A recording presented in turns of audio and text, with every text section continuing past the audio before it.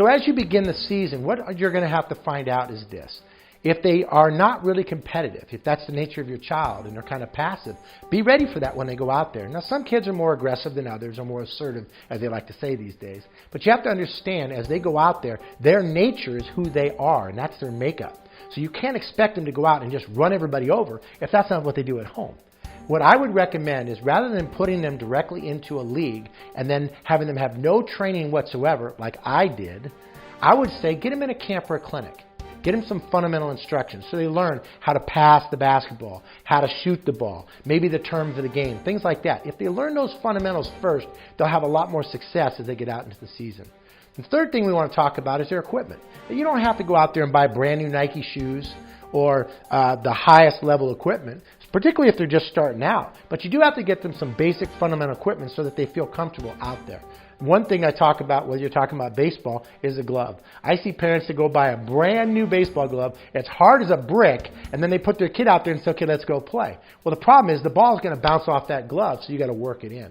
I would recommend that you get equipment early, as soon as you sign up, and then make sure that you have them work it in a little bit. If it's a basketball, make sure it's got the right air in. Too much air is going to bounce really high and go all over the place.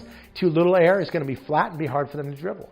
So understand, you can go online and just get the basic equipment, but it's going to be your responsibility to make sure that they have the basics. Now, if they're going to play tackle football or lacrosse, find out from the league you're going to sign up. They may provide equipment as well, so you don't have to spend a bunch of money as you invest to get them started. Trust me, as you go through the journey of youth sports, there's plenty of investment you're going to have the opportunity to spend on them.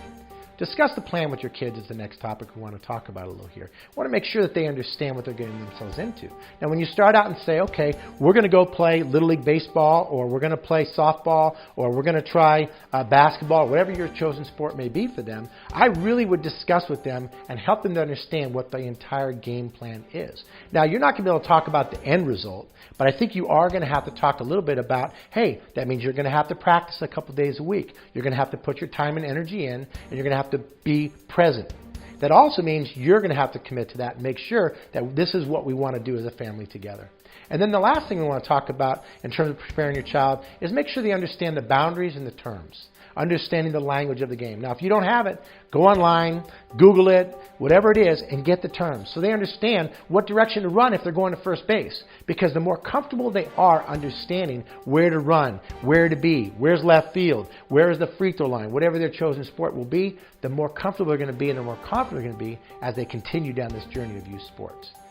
Overall, what I recommend for you as you prepare your child is be very clear with your expectations to them in terms of once they sign up, they're going to play the season. Make sure you have good, solid equipment that they can use and play.